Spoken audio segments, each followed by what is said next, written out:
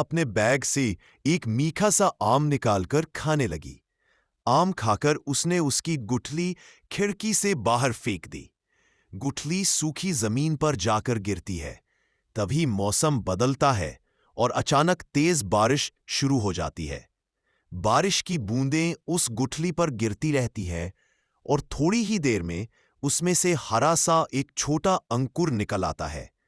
अंकुर धीरे धीरे बढ़ने लगता है, लेकिन जैसे ही बारिश रुकती है और तेज धूप आती है, वह छोटा पौधा फिर से सूखने लगता है।